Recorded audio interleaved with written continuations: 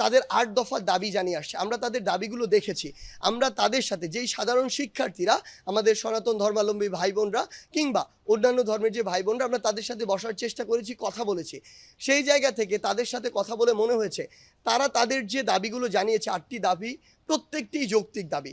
এবং বর্তমান আমরা যে অসাম্প্রদায়িক বাংলাদেশের কথা বলি, সমতার বাংলাদেশের কথা বলি, সেই জায়গায় তাদের এই দাবিগুলো পূরণ হওয়া উচিত। সেই জায়গা থেকে আমরা বলেছি আমাদের মাননীয় প্রধান উপদেষ্টার সাথে তাদের বসার আমরা অতি দ্রুত সময়ের মধ্যে, আজকে কালকের মধ্যে বসার ব্যবস্থা করে দিব এবং এই যৌক্তিক দাবিগুলো যেন মেনে নেওয়া হয় অতি দ্রুত সময়ের মধ্যে।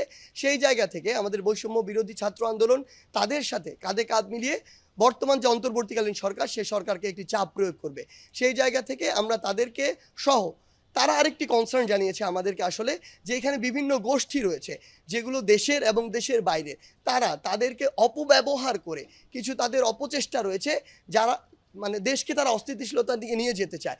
এমন কিছু গোষ্ঠী রয়েছে যারা এখানে ব্যক্তিগত কিছু স্বার্থ উদ্ধার করতে চায়।